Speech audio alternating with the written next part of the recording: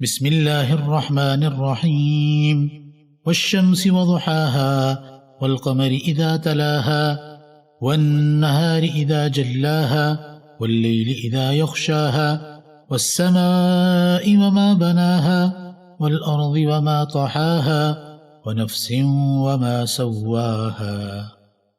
گزشتہ صورت یعنی سورۃ البلد میں ایمان اور کفر سے متعلق اعمال کے اخروی بدلے اور جزا کا ذکر تھا۔ اس صورت میں اصل مقصود یہ بتلانا ہے کہ کفریہ اعمال پر دنیا میں بھی سزا کا احتمال ہے، جیسا کہ قوم سمود پر عذاب نازل ہوا، اور اس کے ضمن میں اعمال کی تقسیم کفر اور ایمان کی طرف کی گئی ہے، اور پھر اجمالی طور پر دونوں کی سزا اور جزا کا ذکر ہے۔ والشمس وضحاها، قسم ہے سورج کی اور اس کی روشنی کی، والقمر اذا تلاها، اور قسم ہے چاند کی جب سورج کے غروب ہونے کے بعد آئے، یعنی جب چاند طلوع ہو۔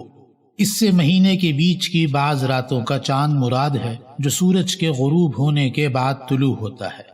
یہاں چاند کی قسم میں سورج کے غروب ہونے کے بعد کی قید شاید اس لیے بڑھائی ہو کہ وہ وقت چاند کے کامل نور یعنی پوری روشنی کا ہوتا ہے، جیسا کہ سورج کی قسم میں ضحاها کے لفظ سے سورج کی مکمل روشنی کی طرف اشارہ ہے، یا یہ کہ خاص اس وقت قدرت کی دو بڑی نشانیاں آگے پیچھے متصل اور قریب ظاہر ہوتی ہیں، یعنی سورج کا غروب ہونا اور پھر ساتھ ہی چاند کا طلوع ہونا۔ وَالنَّهَارِ إِذَا جَلَّاهَا، اور قسم ہے دن کی جب وہ اس سورج کو خوب روشن کر دے۔ وَاللَّيْلِ إِذَا يَغْشَاهَا، اور قسم ہے رات کی جب وہ اس سورج کو یعنی اس کے آثار اور اس کی روشنی کو پوری طرح چھپا لے، یعنی خوب رات ہو جائے کہ دن کی روشنی کا کچھ اثر باقی نہ رہے۔ واضح رہے کہ یہاں سورج، چاند، دن اور رات کی چاروں قسموں میں جو قیدیں بڑھائی گئی ہیں وہ ان کے کمال کے اعتبار سے ہیں، یعنی ہر ایک کی قسم ان کی کمال کی حالت کے اعتبار سے ہے۔ والسماء وما بناها، اور قسم ہے آسمان کی اور اس ذات یعنی اللہ کی جس نے آسمان کو بنایا۔ والارض وما طحاها، اور قسم ہے زمین کی اور اس ذات یعنی اللہ کی جس نے زمین کو بچھایا۔ یہاں یہ شبہ ہوتا ہے کہ سورت کے شروع کی 4 آیتوں میں پہلے مخلوق کی قسم کھائی گئی اور اس کے بعد اب ان 2 آیتوں میں خالق کی قسم کھائی گئی، حالانکہ خالق کی قسم کو پہلے ہونا چاہیے تھا۔ جواب یہ ہے کہ یہاں مخلوق کی قسم کو مقدم فرمانا اس لیے ہو سکتا ہے کہ اس میں مخلوق سے خالق یعنی اللہ کی طرف ذہن کو منتقل کرنا مقصود ہے، کیونکہ مصنوعات اپنے صانع یعنی بنانے والے پر دلالت کرتی ہیں اور دلیل سے مدلول کی طرف منتقل ہوا جاتا ہے، چنانچہ اس میں توحید پر استدلال کی طرف بھی اشارہ ہو گیا۔ وَنَفْسٍ وَمَا سَوَّاهَا، اور قسم ہے انسان کی جان کی اور اس ذات یعنی اللہ کی جس نے اس انسان کو ہر طرح صورت، شکل اور اعضاء کے اعتبار سے درست بنایا۔ فَأَلْهَمَهَا فُجُورَهَا وَتَقْوَاهَا،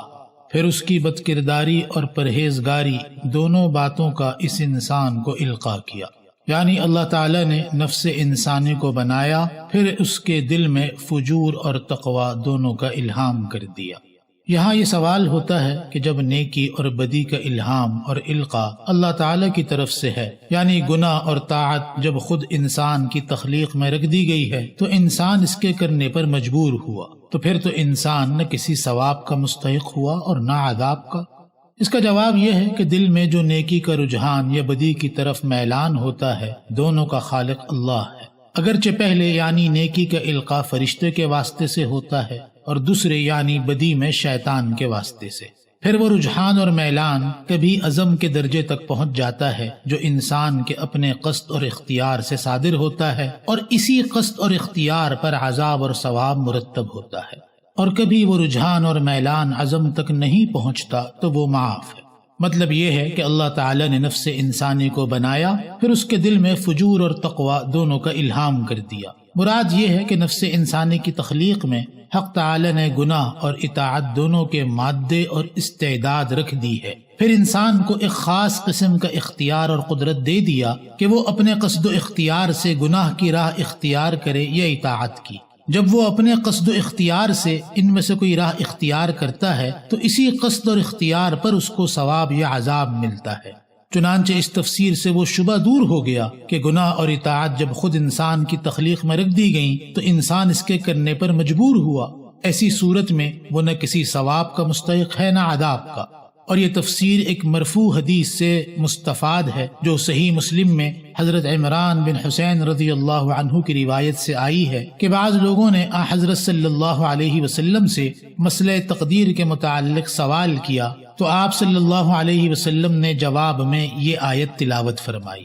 اس آیت سے مسئلہ تقدیر کے شبے کا جواب اسی صورت میں ہو سکتا ہے جبکہ فجور اور تقوی کے الہام سے مراد یہ لیا جائے کہ دونوں کے مادے اور استعدادیں حق تعالی نے انسانی نفس کے اندر رکھ دیے ہیں، مگر انسان کو ان دونوں میں سے کسی ایک پر مجبور محض نہیں کیا، بلکہ انسان کو قدرت اور اختیار دیا کہ ان میں سے نیکی یا بدی جس کو جی چاہے اختیار کر سکتا ہے۔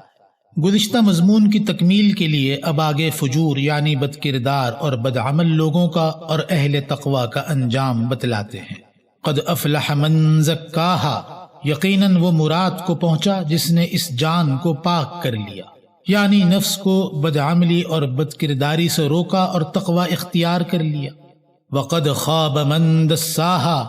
اور نامراد ہوا جس نے اس جان کو فجور میں دبا دیا، یعنی اپنے نفس اور جان کو بدعملی اور بد کرداری سے مغلوب کر دیا۔ یہاں کل انسانوں کو دو گروہوں میں تقسیم کر دیا، ایک بامراد دوسرا نامراد۔